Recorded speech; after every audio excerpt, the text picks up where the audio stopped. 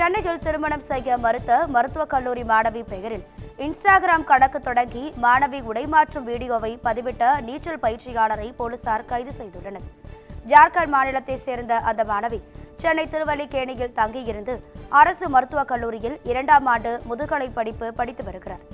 ICF பகுதியில் தனியார் நீச்சல் குளத்தில் பயிற்சி வகுப்புக்கு சென்ற அந்த மாணவியிடம் திருமணம் செய்து கொள்ளுமாறு திருவல்லிக்கேணியை சேர்ந்த நீச்சல் பயிற்சியாளர் பாலாஜி கேட்டபோது மாணவி மறுத்துள்ளார்.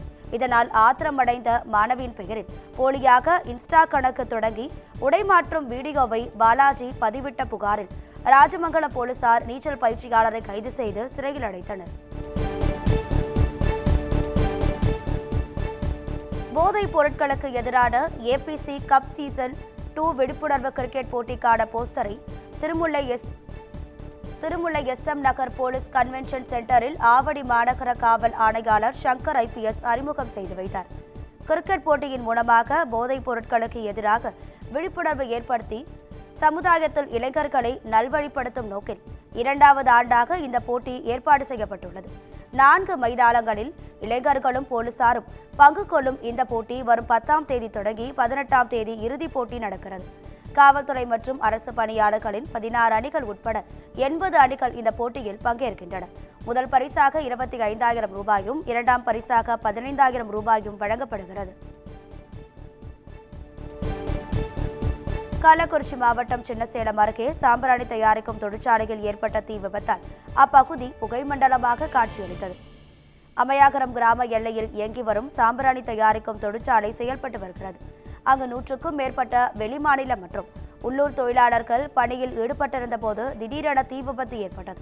இதனையடுத்து தீயானது மலமளவென பரவியதால் அப்பகுதி முழுவதும் புகைமண்டலமாக காட்சியளித்தது. தகவல் அறிந்து சென்ற தீயணைப்புத் துறையினர் தீயை அணைக்கும் பணியில் ஈடுபட்டனர். இந்த தீ விபத்தில் உயிர் சேதம் எதுவும் நிகழவில்லை என தகவல் வெளியாகியுள்ளது. ஜனநாயகன் படத்தின் படப்பிடிப்பு கொடைக்கானல் மலைப்பகுதியில் நடைபெற்று வரும் நிலையில் மலைப்பாதையில் ராட்சச மரம் ஒன்று முறிந்து விழுந்தது. கொடைக்கானல் சுற்றுவட்டார பகுதிகளில் பெய்த கனமழையால் தாண்டிக்குடி செல்லும் மலைசாலையில் ராட்சச மரம் முறிந்து விழுந்தது. சுமார் 45 நிமிடங்களாக போக்குவரத்து பாதிக்கப்பட்டது. இதனால் ஜனநாயகன் படக்குழுவினர் படப்பிடிப்பு தளத்திற்கு செல்ல தாமதம் ஏற்பட்டது. பின்னர் படக்குழுவினரே முன்னேறி சென்று சாலையின் குறுக்கே விழுந்து கிடந்த மரத்தை அப்புறப்படுத்தி போக்குவரத்தை சீர் செய்தனர். இதற்கு பிறகு ஜனநாயகன் படத்தின் கதாநாயகன் விஜய் அதே வழியில் படப்பிடிப்பு தளத்திற்கு மக்களை பார்த்து கையசைத்தவாறு புறப்பட்டு சென்றார். மதுரையில் தவேக தலைவரும் நடிகருமான விஜயை பார்ப்பதற்காக பணி நேரத்தில் சென்ற காவலர் சஸ்பெண்ட் செய்யப்பட்டுள்ளார். ஜனநாயகன் படப்பிடிப்பு தளத்திற்கு செல்வதற்காக மதுரை விமான நிலையம் சென்றிருந்தார் நடிகர் விஜய். அப்போது பேரணியாக சென்ற அவருக்கு தொண்டர்கள் அமோக வரவேற்பு அளித்தனர். இந்நிலையில் விஜயை பார்க்கும் ஆர்வத்தில் மதுரை மாநகர தெப்பக்குளம் குற்றப்பிரிவு காவலரான கதிரவன் மார்க்சிஸ் என்பவரும் சென்றிருந்தார்.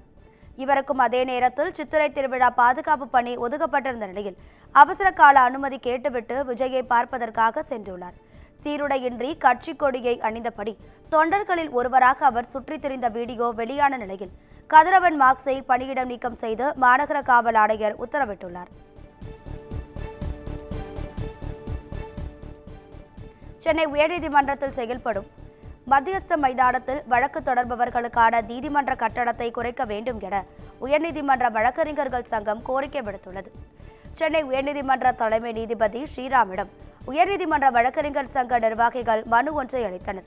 அதில் மத்தியஸ்தம் செய்வதற்கான நீதிமன்ற கட்டணம் டெல்லி, மும்பை, கொல்கத்தா உயர்நீதிமன்றங்களை விட அதிகமாக உள்ளதால் பெரும்பாலான நிறுவனங்கள் சென்னை உயர்நீதிமன்றத்தை அணுகுவதில்லை என கூறப்பட்டது. இதனால் தமிழக அரசுக்கு பெரும் வருவாய் இழப்பு ஏற்பட்டுள்ளதாகவும், எனவே இதனை மறு ஆய்வு செய்து கட்டணத்தை குறைக்க நடவடிக்கை எடுக்க வேண்டும் எனவும் நிர்வாகிகள் கோரிக்கை விடுத்துள்ளனர். சுங்கச்சாவடியில் சுங்க கட்டணம் கேட்டதால் தமிழக வாழ்வுரிமை கட்சி நிர்வாகிகள் தகராறில் ஈடுபட்ட சம்பவம் பெரும் பரபரப்பை ஏற்படுத்தியுள்ளது. கிருஷ்ணகிரியில் இருந்து சென்னை நோக்கி வந்து கொண்டிருந்த தவேக நிர்வாகிகள் வேலூர் மாவட்டம் பள்ளிக்கொண்டா அருகே உள்ள சுங்கச்சாவடியில் நிறுத்தப்பட்டனர். அப்போது சுங்கச்சாவடி ஊழியர்கள் அவர்களிடம் சுங்க கட்டணம் கேட்டதாக கூறப்படுகிறது. இதனால் ஆத்திரமடைந்த தவாகவினர் அவர்களிடம் வாக்குவாதத்தில் ஈடுபட்டுள்ளனர். இதனை அடுத்து வாகனங்களை நிறுத்துவதற்காக அமைக்கப்பட்டிருந்த தானியங்கி தடுப்புகளை காலால் எட்டி உதைத்து சேதப்படுத்திவிட்டு அங்கிருந்து 3 வாகனங்களில் தவாக நிர்வாகிகள் புறப்பட்டனர். இதனால் அந்த பகுதியில் சிறிது நேரம் பரபரப்பு காணப்பட்டது.